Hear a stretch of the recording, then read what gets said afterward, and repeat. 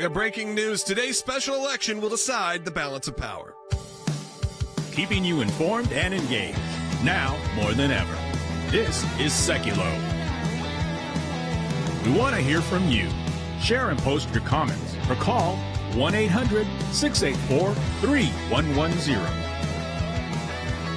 And now your host, Logan Sekulow. Welcome to Sekulow. Phone lines are open, as it said, at 1-800-684-3110. It's April Fool's Day, and I want to spend this time to actually not fool you, to just say thank you for supporting us during that Life and Liberty Drive in the month of March. It really helped us out.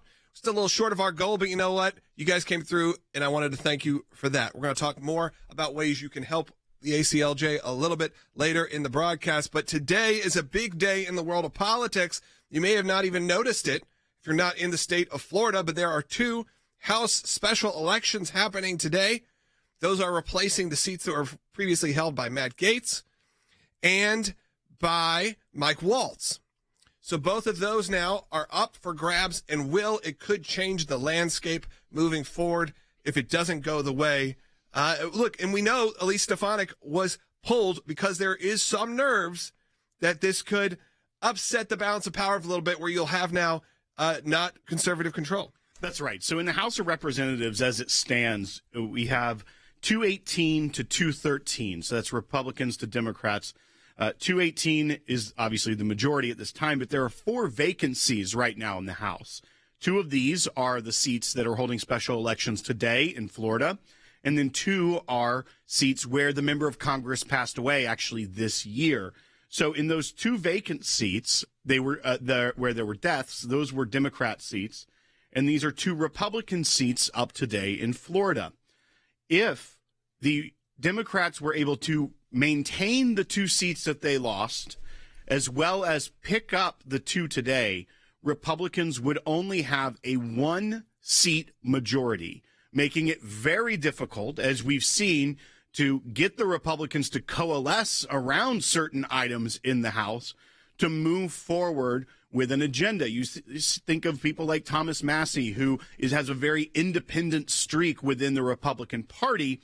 If you are trying to move forward with the president's agenda, losing even just 1 vote, and it could come from any of the 218 members along the line, you fail to be able to pass the agenda of President Trump. Right. And I think when you look at this from a big picture, we also have people who have been friends of this show, like Jimmy Petronis. He's up for special election. Again, if you're in the state of Florida, you need to make sure you're getting out and voting. I know it's hard sometimes on these to even remember that these special elections are happening. But today you have options to go out and vote. So make sure if you're in Florida, pay attention, because these are very critical. So much so, you got to think about it this way. Even CNN has decided to do an election night special. Not just their normal coverage. Of course, that usually means to pop a rating, but that also means because it matters. Because these are in these moments. And look, as President Trump was selecting his cabinet, there was a little bit of hesitancy of you were pulling some of the strongest conservatives out of their spots and making sure that you had people who could replace them in a good way, in a quick way. And I think what you probably have is in the Panhandle, which is where Jimmy Petronis is up for it. I think likely that's going to go to him. Still get out and vote and make sure that your voice is being heard either way. But then this other seat, which was where Waltz was, it's a little unclear. It's way closer than most people expected. That's right. The district that Waltz represented was a plus 30 for Trump. So President Trump had 30% more in that district when it came to the vote in November. Now what we're seeing is that the Republicans have a 25,000 early vote. So when they look at how you're registered, how you voted, 25,000 advantage to Democrats that have voted early, but there's another 27,000 voters that are neither registered as Republican nor Democrat that have voted by mail or early. So there's concern there. There's also huge voter turnout, they're saying, in the Panhandle where Jimmy Petronis is running. So that is one of the major reasons why Elise Stefanik was asked to not become the UN ambassador at this time, is because they're kind of concerned right now about the balance of power. We'll keep you updated. We're also going to talk about a big win for the ACLJ. You're going to be excited to hear about this one a little bit later in the broadcast, and Rick Grenell is going to join us later on. We'll be right back. voters going to the polls this morning. High-stakes elections in Florida. 2 seats are on the line where Republicans have a slim majority in the House. And in Wisconsin, there's a race for a seat on the state's Supreme Court. In Wisconsin, Trump's top advisor, Elon Musk, has gone all in on a race to pick a new state Supreme Court judge who could affect key issues, including the state's election map. Musk has been taking a vocal role in Trump's battles with the judicial system, overnight attacking judges who have blocked some of Trump's agenda. These judges are undermining faith in the legal system. In the Badger State, the billionaire and associated groups have spent $20 million in support of the conservative Brad Schmeil in his race against liberal Susan Crawford. Crawford has more than 10 times the amount of donors overall than Schmeil does. And with this new court set to rule on some of the most controversial issues in our country, like abortion rights, union rights, and redistricting, both sides are taking shots as they make the case for their candidate. This is really about our values. Do we think people should make their own health care decisions? Do we think voters should choose who wins elections? Or do we think activist far-right judges should be overturning election results? The woman is a radical left lunatic. The woman will be very bad. And you know, Wisconsin's a big state politically. And the Supreme Court has a lot to do with elections in Wisconsin. Over in Florida, there are 2 special elections. One is to replace former Congressman Matt Gaetz, who President Trump initially tapped to serve as his attorney general. And the other is to replace his national security advisor and former Congressman Michael Waltz. The latter race raising eyebrows, with Democrats hoping to overperform in a district Trump won by nearly 30 points. Now, both sides are already setting expectations for tonight. Republicans arguing that a special election always leads to lower turnout and should not be seen as a referendum on the Trump administration, while Democrats are arguing that a closer than expected race should be read as a warning to Trump and his team to change course. To Sekulow, give us a call at 1-800-684-3110. I'd love to hear from you again on this Tuesday. It's April Fool's Day. So I'm sure you're having fun looking at all different social media things that are happening. Well, but not only are those special elections happening, there's also an election happening in Wisconsin. I know that was a breaking news item this morning as I was kind of flipping through the channels. That's right. And that has actually gotten more focus, I feel like, than even this special election, which could have ramifications on the agenda right now. But the Wisconsin judges, they elect their judges to the Supreme Court in Wisconsin. And the angle there, they had people like Scott Pressler, who did a large get out the vote effort in Pennsylvania, and a lot of people credit with helping flip that state. But when you look at what's going on in Wisconsin, is that if they elect this judge, the concern is, because the Democrats within the state house have already said they will push for redistricting in Wisconsin to change the demographics of the congressional districts, which will in turn potentially give them 2 more seats that are currently held by Republicans. If they redistrict it, then they can change the makeup of their congressional delegation. So that's a concern looking even towards the midterms. And if they are able to survive the challenge from Republicans when they redraw these maps, they need someone on that court that can help them out and affirm it if you're the Democrats in that state. So that one has ramifications for 2 years from now. But really, there's a lot going on today when it comes to elections that have direct impact on how the agenda going forward will play out. Yeah, I'd love to know if you're in Wisconsin, but really if you're in Florida in one of these areas, how's it looking? Are you seeing a lot of political ads, or does it feel like the spend is bigger? Because we know the spends have been bigger in the advertising world than there have been in a long time, especially for these kind of elections. Usually this is not where the big dollars show up. Maybe not during special elections specifically. Usually this is, all right, well, whoever the whatever Republican or Democrat, that's usually who's going to win, and the money isn't there. But we know a lot of money is being spent. So I'm curious, if you're in one of those areas in Florida, are you hearing this? Are you seeing this? If you're watching online, let me know. But also give us a call at 1-800-684-3110. Or maybe you're in Wisconsin as well. We're also going to talk a little bit later on a big win the ACLJ had. Sometimes these wins can come fast, and this one did. It's exciting. We're going to discuss that in the next segment. Like I also told you, Rick Grenell is going to be joining us, because there's a pretty shocking. I mean, I can't say the media gets that shocking anymore. when it comes to what they talk about in the terms of Israel. But this is one you're not going to want to miss. And look, you know what I say? As the kids say, clip that. This is going to be a moment you're going to want to clip and send to your friends who maybe are on the other side of this argument and say, this is what's actually happening. As a hostage, former hostage was interviewed by the press and put on the spot. And the questions they're being asked, even though they were hostages for a year plus, it's so grotesque and insane that you look at it and you go, this is such trying to push their own narrative. And you're not going to believe it. That's going to be a little bit later in the broadcast. But again, phone lines are open for you at 1-800-684-3110, Will, because these special elections that are happening can affect not just, we got to make sure people understand. They don't just affect Florida, and that's why millions of dollars is being spent. That's right. In the seat that Mike Waltz held, that Mike Waltz held, over $10 million of outside the state money has flowed in for a special election for a single congressional seat. That's a lot of money that's coming from outside the state. The Democrat in the other seat that was held by Matt Gaetz, that has over $6 million raised. That's, once again, for one congressional district for a special election. That means they have a lot of advertising. They have a lot of events that they're able to put on for just this special election. And you don't have that long to run this campaign because the announcement was right at the end of the year. So, yeah, you still at least had a little bit more time than normal. But once again, these are not the traditional, we know that there's an election coming. Also, turnout is a huge, huge factor. Because if it's a midterm election, everyone's going to know that the election's happening. Yeah.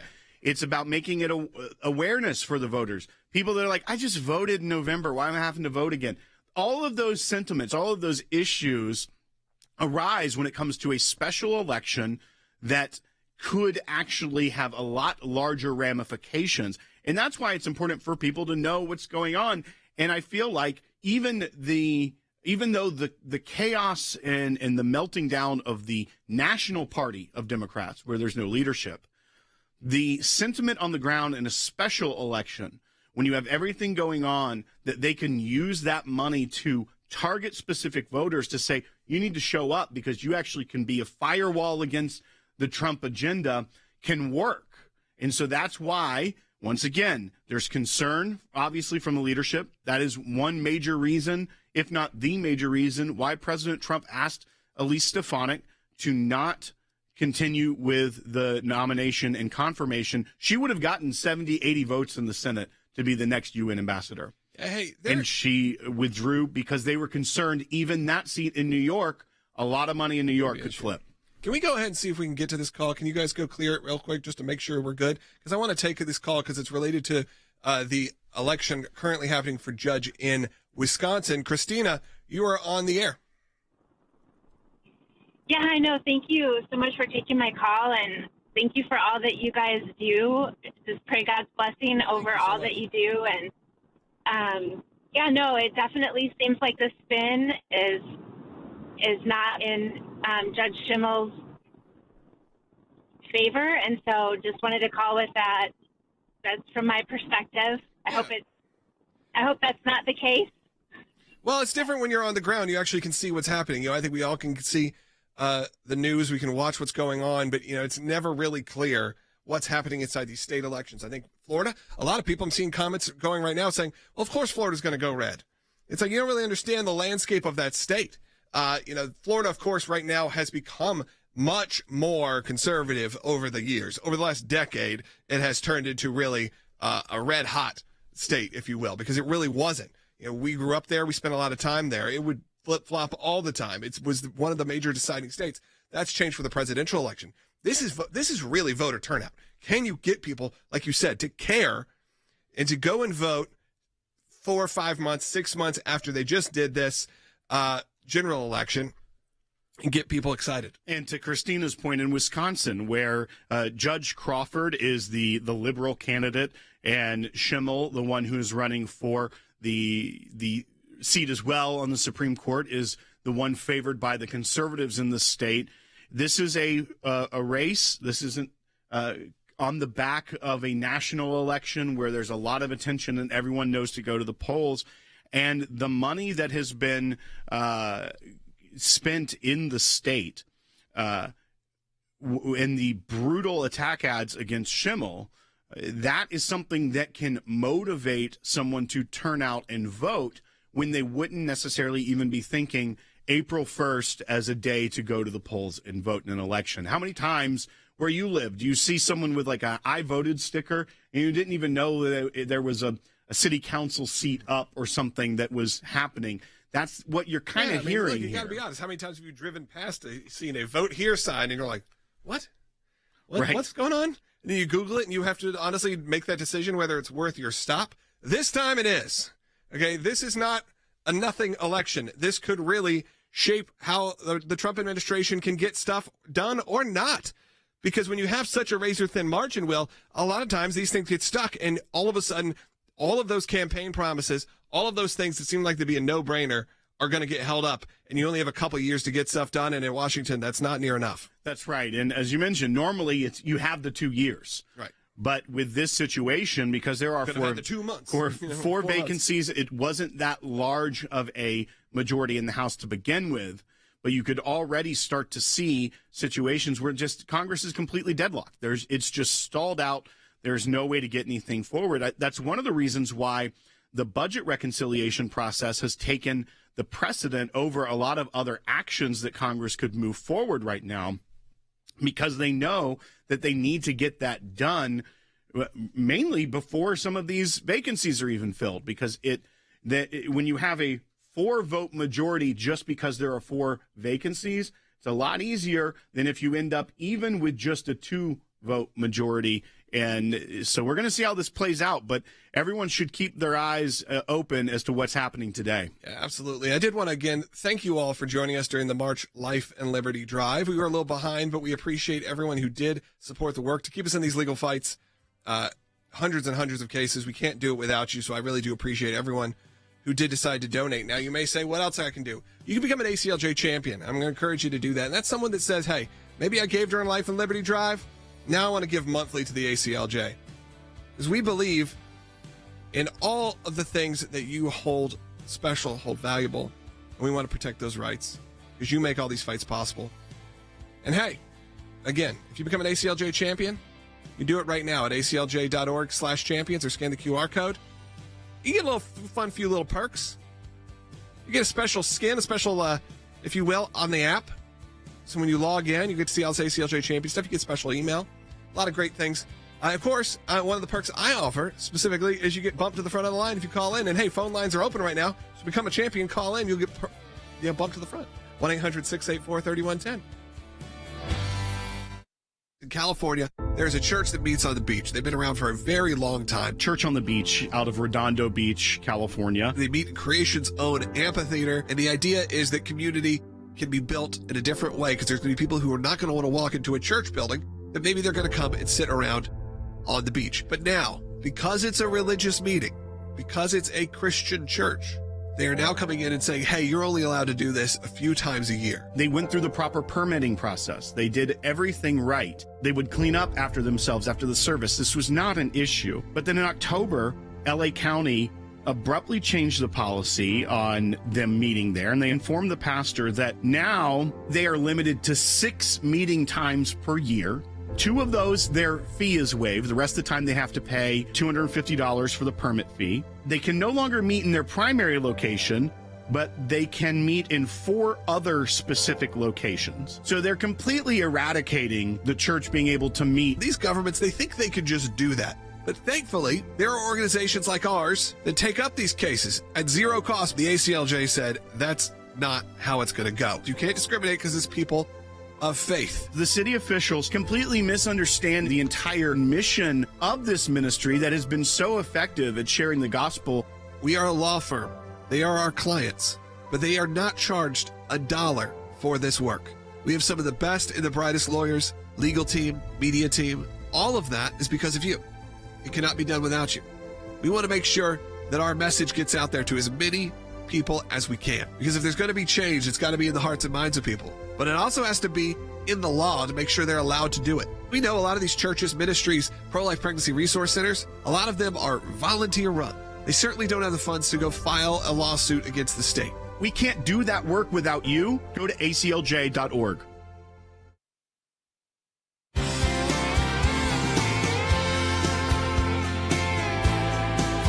Sekulow, Cece Heil is joining us in studio right now, and we have a guest connecting with us right now from his car, which is totally fine with me because when these kind of big moments happen, I want to make sure we share it and we celebrate with all of you ACLJ supporters, with our ACLJ legal team, and of course with our clients. And this one you've heard about, honestly, not for all that long, because sometimes things can get done very fast. Not always, as we know with the law. Sometimes these cases take years, but fortunately, this one was able to get handled very fast. You may have heard the story of the church on the beach. You may have heard of our friend now and client, Pastor Jason Flinty, who is connected with us. Church on the Beach was told, hey, you've been meeting here for almost 20 years, but sorry, you're going to have to find somewhere else. Maybe you could find a building, a closed door, a space, which of course goes against the entire mission of the organization, but also we felt was not something they could legally do. And Cece, I'll go to you first before we are joined by the pastor himself, because we were able to get this handled very quickly and celebratorily. Yes, absolutely. After we were contacted, we sent a demand letter on March 6th telling the county of Los Angeles what the problem is with this new policy that the executives had implemented. And basically, like you said, here's a church that's been meeting on the beach, Redondo Beach, for 18 years, and now this new policy says, wait, it only applies to religious organizations, and we're going to limit you to 6, but only 2 of those actually could they have at the same location. So really limited them to 2. So every Sunday, they went from every Sunday having church to now they could only do it twice. We got involved, and we have a good resolution. A very good resolution. We'll get to that because, Jason, you're joining us. Pastor Jason, tell us how you got in touch with the ACLJ. What happened? Give people a little bit of backstory on this situation, because it's very exciting that when things are get done fast, when our team gets into action. And, like we said, we filed this first just a few weeks ago, and thankfully it's taken care of. But give us a bit of the backstory here. Yeah. First of all, thank you so much. And to all of the ACLJ supporters and donors, thank you from the bottom of my heart. There's no way we could have gotten done what happened without ACLJ. So God bless ACLJ and all the people that support.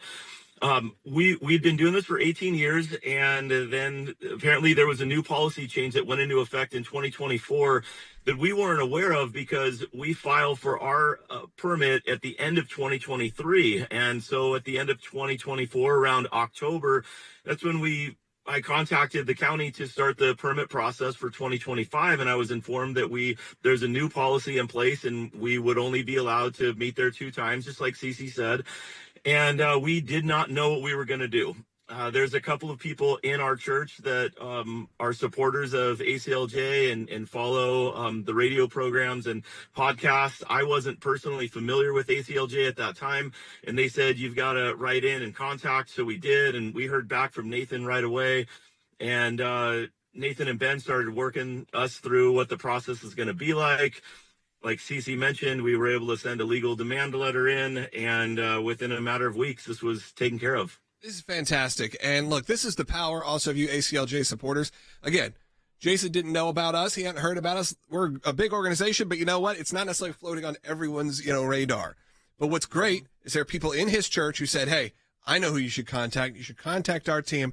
And let's give an answer of, I guess, what that victory really is. What does that look like? We didn't necessarily even have to get to court. Right. Sometimes it's fun to get to court. We didn't get to court this time. We just received a response letter, and it basically from the Los Angeles County Department of Beaches and Harbors, they capitulated. They said that they acknowledge that its beach and harbor use licensing policy and other policies pertaining to access to beach use on its face and an application must be content neutral and applied in the same manner regardless of the religious or non-religious nature of the activity, and they're going to immediately withdraw the policy to limit permits for religious activities, and they will now process all permit applications under the same standards, which is exactly what we demanded and is exactly what the Constitution demands. So it is a win across the board, not only for our clients, Church on the Beach, but for any religious organization who wants to apply for a permit on the beaches of California. And when you hear an issue like this arise out of somewhere like California, you may immediately go to,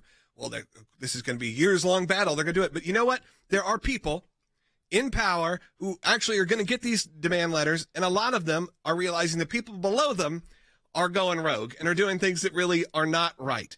And thankfully, with people like our team, and of course, people like the people at the Church of the Beach, whether that is the people who are attending or whether it's you guys in leadership, who are able to really be there on the ground and do the good work and make sure you can. Because I want to give you an opportunity here, Pastor. We got a couple minutes left here to really talk about your church and your mission and your ministry, because that is why the ACLJ exists, because we are not the clients. We can get to be able to represent people like you at no cost because of our supporters. But this is why it's important, because there are ministries like yours that are, even though it's 18 years at this point, but you're still changing the hearts and minds of people because you're presenting an option of the gospel, presenting an option of church that is non-traditional and can get people to not have to, I was reading on your website, to not have to walk through those doors, to even have something that is more accessible to even them. And I just want to give you an opportunity for this segment to just talk a little bit about your organization and why the church is so important there on the beach.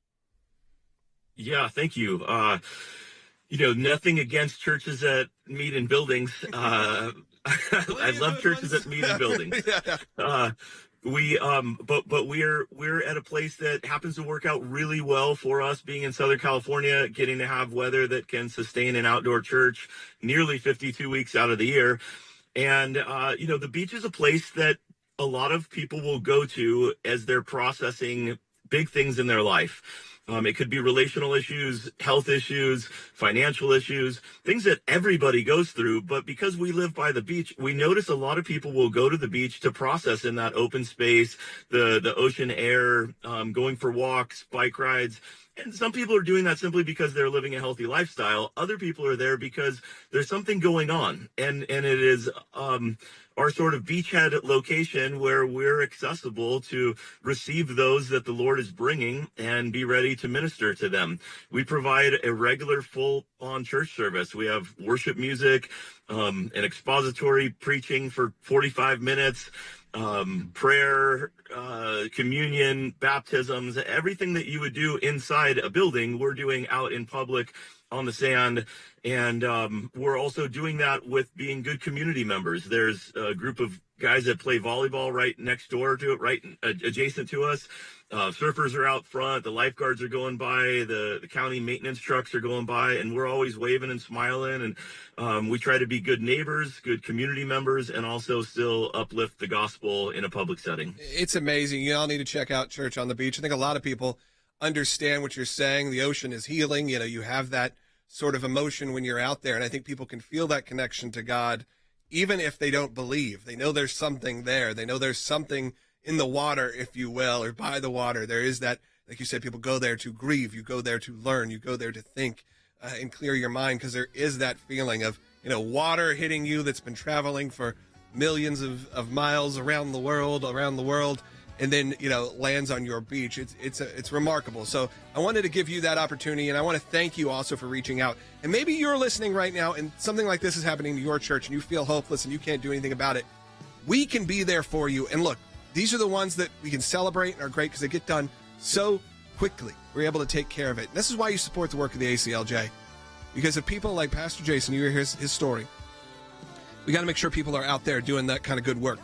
So go to aclj.org right now. Maybe become an ACLJ champion. That's someone that gives on a monthly basis. You can do that at $5 if you want. Go ahead, aclj.org. We'll be right back. Second half hour coming up.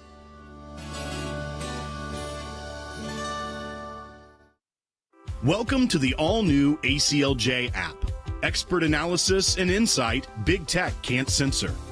Customize your news and get real-time alerts on the issues you care about. Advocacy is now at your fingertips. Take action, make a difference.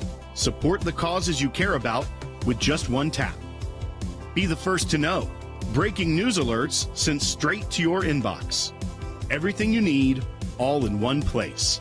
Stay informed, stay empowered. Download today.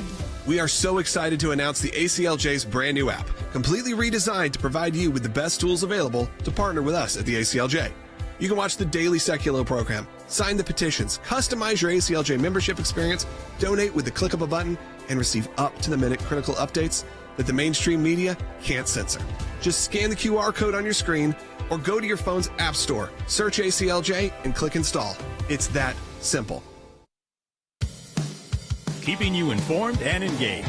Now more than ever. This is Sekulow. And now your host, Logan Sekulow. Welcome to the second half hour of Sekulow. If you didn't get the first half hour, go back after this is over. You should go listen. Go watch. You can do that, by the way, at aclj.org. On the ACLJ app. You can do it on the podcast feed. However you get your content, you can go back and watch. We just had a great half hour. We were just joined by Cece Heil, our senior attorney, and also Pastor Jason from Church on the Beach. You may have heard the ACLJ already got a victory in that case. That means the church is going to be allowed to continue on in the location they've had for the last 18 years on the beaches of Redondo Beach. It's really awesome. I'm so happy when the ACLJ is able to get involved and get these things done quickly. Sometimes these things take years, and that's part of the fight. And that's why you got to have great attorneys. So you got to have a great team. But sometimes they can be done in weeks. And it's so incredibly helpful. So I encourage you to go back and listen to that. And you mentioned, we didn't even get to court. Sometimes that's the fun, duke it out. But in this situation, it wasn't even a city ordinance that had to be overturned. They had to vote on. This was within the bureaucratic mechanism where they just changed their policy on permitting within that division of the city government or the county government. And so they were able to undo it very quickly. But it did take us sending a demand letter that had the legal argument and the threat of we will file a lawsuit if this does not if you do not remedy this in the appropriate way within the law and the Constitution. And I'm thankful that because we didn't have to get into that court battle, which we would have, and the ACLJ attorneys already had the complaint, the lawsuit drafted, ready to go if they did not respond favorably.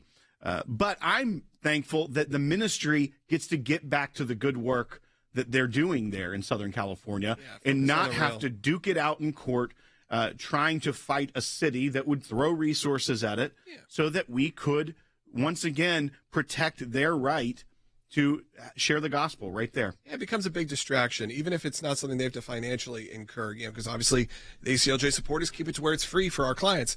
But it's always in the back of your head if you're in litigation, if you have a lawsuit, if something is going on, it's hard to focus on what's in front of you. And what's in front of them is the souls of the people of California and the people that he said that are just walking by on the beach or the people that join on a weekly basis.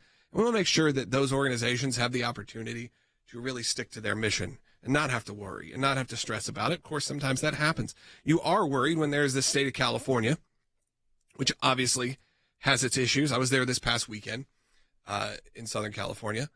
Like, there's beautiful parts of it. I love the state. I've always said, Rick Grenell talks a lot about, well, you talk to him about it later on in this broadcast. He talks a lot about the state of California and saving California. It's one of our nation's greatest things. San Francisco and Los Angeles, these cities are big icons. That's what people think of when they think of America. So when you have these issues that are going on in California, then you have a church that's getting shut down, you don't necessarily jump to a favorable conclusion.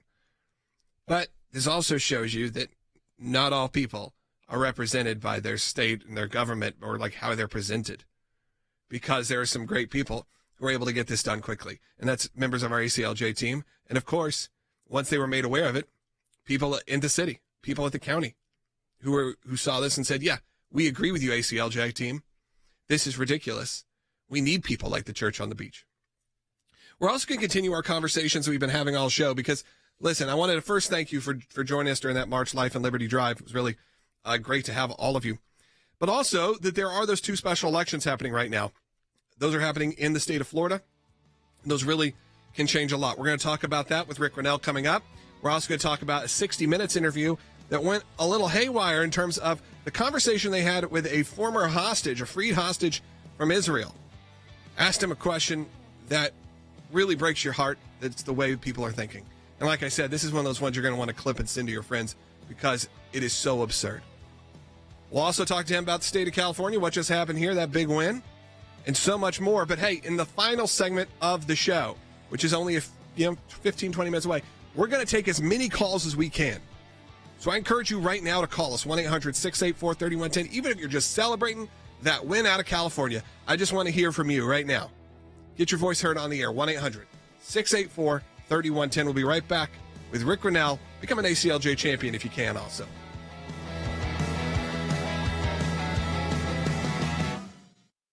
Well, CBS's Leslie Stahl is facing backlash for the way she interviewed several freed Israeli hostages on 60 Minutes, where she appeared to make excuses for Hamas terrorists.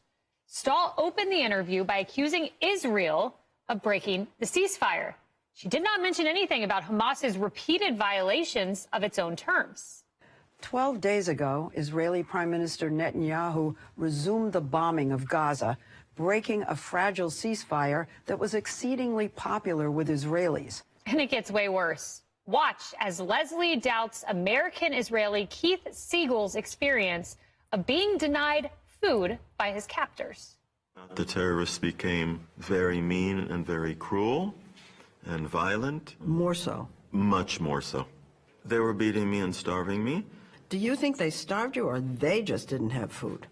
No, I think they starved me, and they would often eat in front of me and not offer me food. Was it just that Hamas didn't have food? Leslie Stahl, like, what's in your drinking water? I don't know, but didn't she notice that the hostage takers weren't emaciated? Yeah. I mean, what in the actual is going on with that woman? And as he's trying to very calmly educate her on the point that they ate in front of him as he was starving to death. I mean, can you imagine the pain, the physical pain of watching that and knowing your gut is killing you, you haven't eaten in weeks? I'm flabbergasted by it. And all I can think of is maybe she literally didn't study. I don't think she did. It was atrocious. It's chilling. I'm sitting here listening to you describe what happened in the wake of this terrible atrocity, the way these people were treated when they were confined. And I have chills going up my spine, and everybody else should too. You should trust your gut as a journalist to tell the story in a truthful way.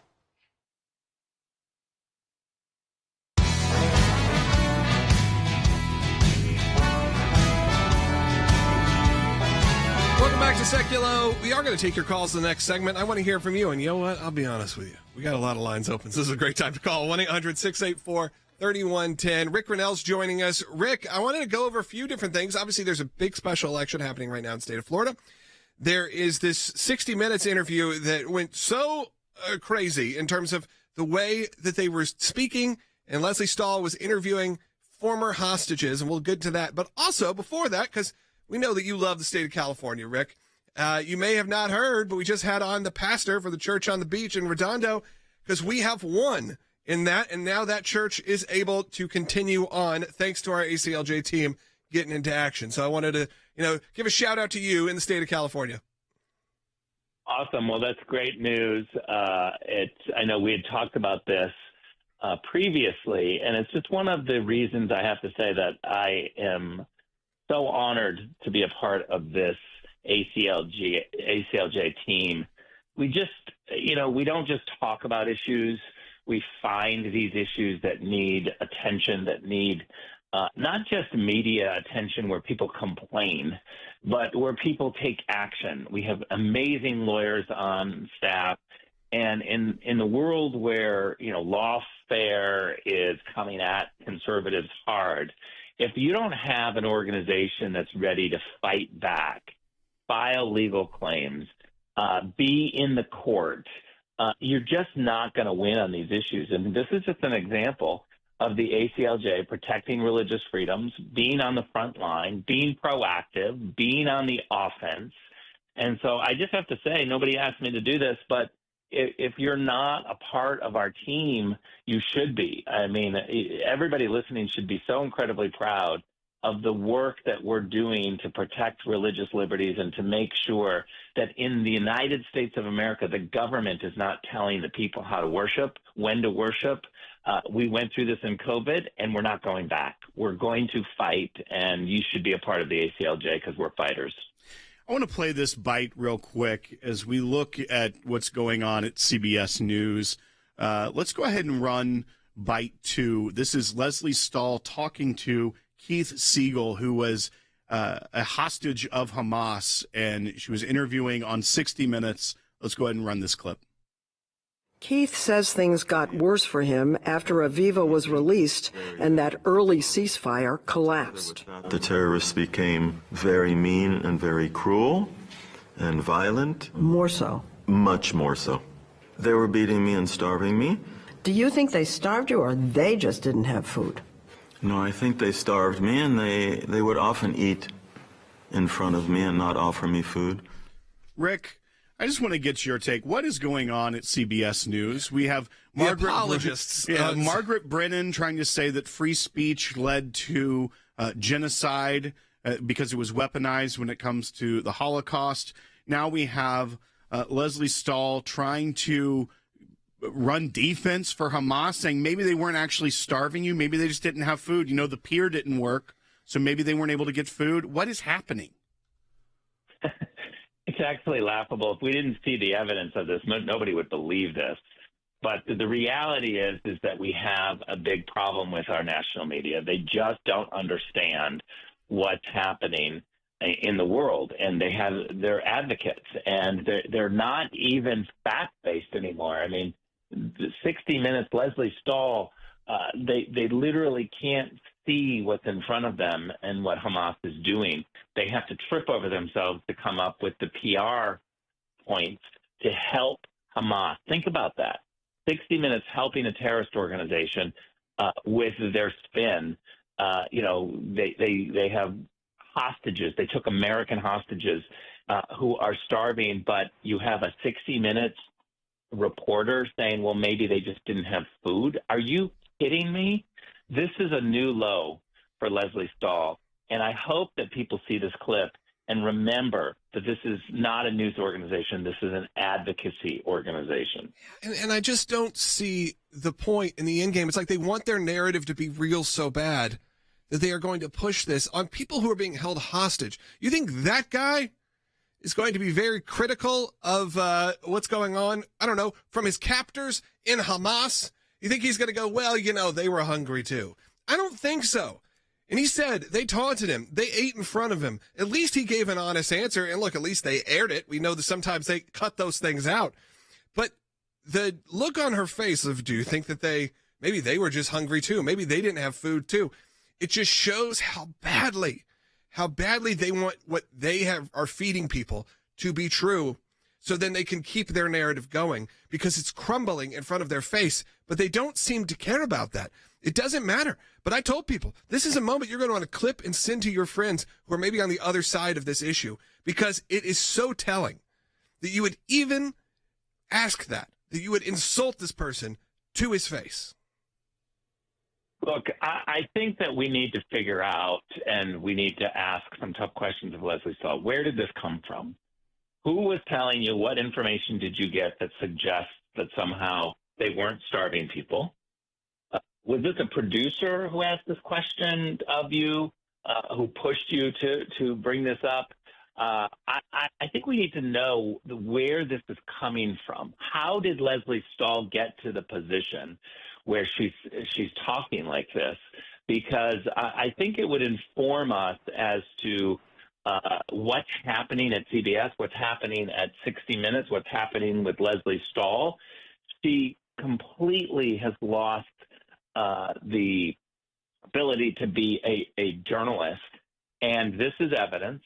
And I'd like to just dig down and ask her, how did this question come about? Yeah, she's like, I found it from executive producer Sinwar, who sent it in. I mean, this is where you have to draw a line. I think you're right, Will.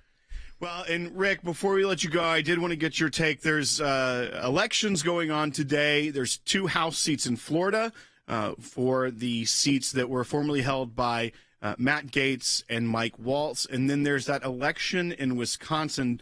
Normally people don't pay attention to special elections right after a big national election, or even a Supreme Court judge for the state of Wisconsin.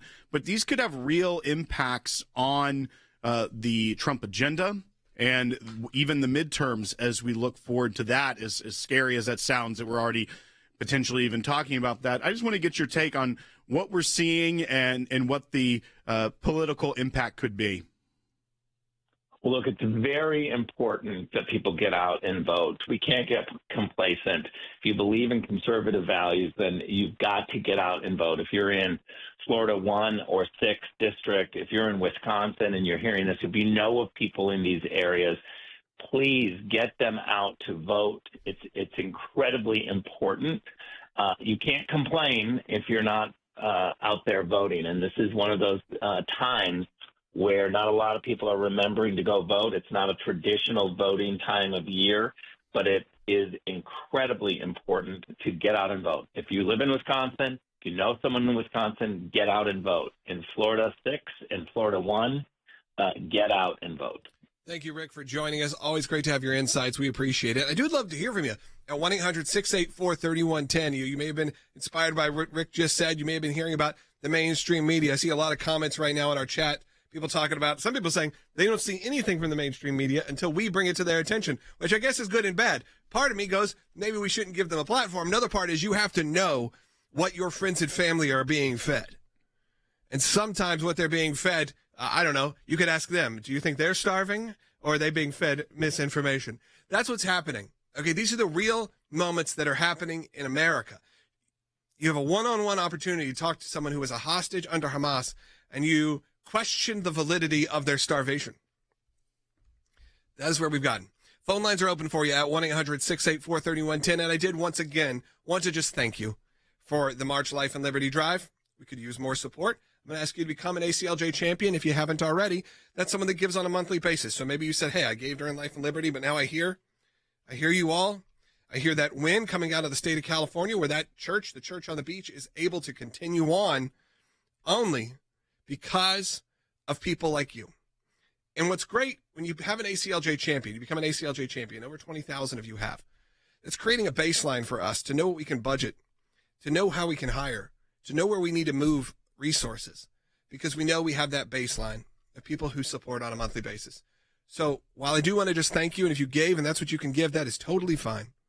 But if you can become a champion, I'm encourage you to do that. And one of the perks, hey, you get bumped to the front of the line when phone calls are coming in. And look, I said before we had a lot of lines open. We only have a couple lines open now. A lot of you have called in. If you're an ACLJ champion, you get bumped to the front. 1-800-684-3110 to be on air today. Again, that's 1-800-684-3110 because we've heard from Rick Grenell. We've heard from Will Haynes. You've heard from me. You heard from CC Heil. You heard from that church on the beach, Pastor Jason. Now, you get to hear from the most important voice, and that is yours. So be a part of that right now. Give us a call at 1-800-684-3110. Phone lines are lighting up as we speak, so stay on hold. If you are on hold, we will get to you coming up in the next segment. And again, go to aclj.org. Incredible resources there, by the way. I just want to encourage you to go there, download the ACLJ app, get involved, get engaged. Not all about donations. Go there and check out the incredible content our team puts together just for you. We'll be right back.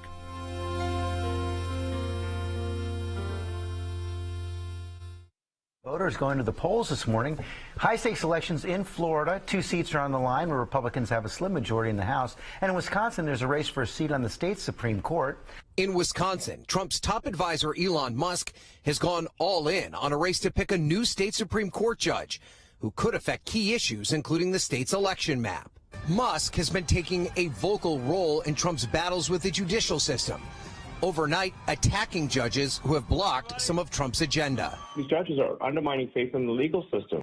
In the Badger State, the billionaire and associated groups have spent $20 million in support of the conservative Brad Schmeil in his race against liberal Susan Crawford. Crawford has more than 10 times the amount of donors overall than Schimmel does. And with this new court set to rule on some of the most controversial issues in our country, like abortion rights, union rights, and redistricting, both sides are taking shots as they make the case for their candidate. This is really about our values. Do we think people should make their own healthcare decisions? Do we think voters should choose who wins elections? Or do we think activist far-right judges should be overturning election results? The woman is a radical left lunatic. The woman will be very bad. And you know, Wisconsin's a big state politically.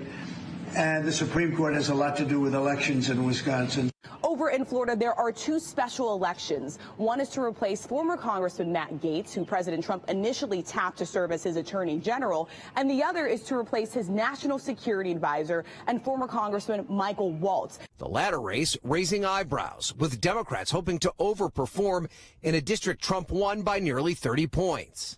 Now, both sides are already setting expectations for tonight. Republicans arguing that a special election always leads to lower turnout and should not be seen as a referendum on the Trump administration, while Democrats are arguing that a closer than expected race should be read as a warning to Trump and his team to change course.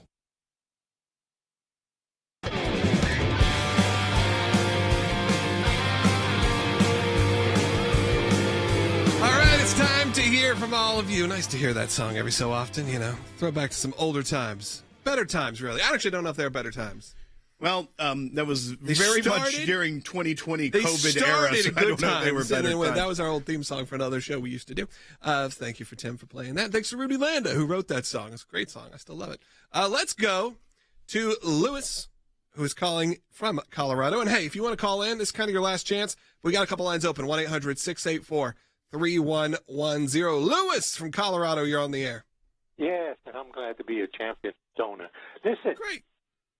You mentioned 2 Democrat seats. Yes. Where are they at? Is it possible for us to take those 2? Unlikely, Lewis, but Will's got that info for you. Well, so these 2 districts, one is in Texas and one is in Arizona. The Texas is the 18th district. That's Houston, so a very Democrat stronghold within the state. Harris was plus 40 in that seat, so she won that district by 40 points. The last election, this individual, who is now passed away, he won it by 27 points, so not as actually strong as Harris was there. But then you also have Arizona 7, where it was 22 for Harris. That is the southern border and includes Tucson. So these are really not necessarily – these are even more Democratic than the seats in Florida are Republican. I think that's kind of the issue there, is that it's not likely that they could flip these seats. Now, we're going to find out if the money that's pouring in with the Democrats going on the offensive – they kind of have the wind at their backs. If they're going to make a flip, it would be right now. The wind at their backs, not because their party's doing so well, but a lot of times when you are the party out of power, you can get more people energized to turn out to the polls. I don't see that happening necessarily for Arizona 7 or Texas 18. Stranger things have happened, but unlikely at this point. All right, Lewis, thanks for calling in. We're going to continue on. John's calling in Maryland, who's listening on the radio. John, welcome. Yeah, how you doing? I just, like I told you, Patrick, I watched a video of a Navy SEAL, and he was talking about the things that had happened on October 7th in Israel and the brutalization that the demonic, Hamas did to those people over there. And he had tears, running down his face. And for her to minimize or try to say, I mean, that's like saying, oh, the Nazis, the Jewish people were starving to death in the camps because the Nazis didn't have any food either. Yeah, John, I feel the same way. I mean, it does give you that feeling. Justification of starvation. There's also a moment in the interview we were talking about where they talked about shaving their entire bodies and that their areas were shaved. Okay, and they asked, why was that done? And the answer was to humiliate us and for their own amusement. Why are you trying to come up with reasons why a terrorist organization, why are you trying to justify their actions? Why are you trying to justify the way they treat hostages? You say you didn't feed them. Well, is it because they didn't have food either? No, they ate in front of us. Why do you think that they did this? Why'd they shave your body? I don't know, for amusement and humiliation, because they're terrorists.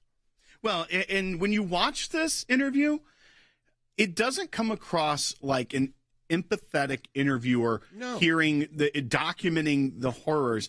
It comes across as a hostile interviewer questioning your experience question the validity. As a hostage, as a captive. I mean, there are other things where the follow-ups are what are so bad, like him talking about watching female captives being tortured And then she presses in, like, I need you to explain what you mean by that. What do you mean by tortured? These are making him relive things that he clearly is giving more surface answers because of how traumatic it is. And it's the interviewer pressing further, wanting more details, not because it doesn't seem that she wants empathy. It's because it sounds like she's questioning the narrative. Yeah, she's trying. And that's what's disgusting. Yeah, she's like, are you a paid off, Israeli propaganda machine, sir, who has been imprisoned, who has been captured and kidnapped, tortured, starved, shaven, all of these things. But no, you couldn't possibly be telling us the truth because the media has told us, no, Israel bad. Israel bad, Hamas okay. I mean, that's how it's been. That's the perceived narrative. And I have these conversations every day with people. And it can get exhausting. And it just happens over and over again. There's no learning. Let's go to Lori, who's calling South Carolina. Lori, you got some thoughts on the news as well. Go ahead. I do have some thoughts, and I'm really sick and tired of our national media and the tainted way they present things.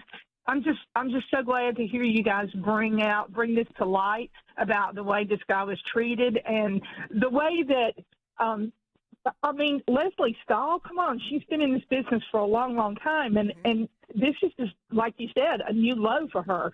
But CBS seems to be, to me, the worst of the worst. And it had even gotten to the point to me that when Major Garrett or Nora O'Donnell came on the television, I would just automatically turn it off because I didn't want to see it. And it seemed like when they had to say the word Trump, they would get a snarl on their face or like they had a little throw up coming up in their mouth or something like that.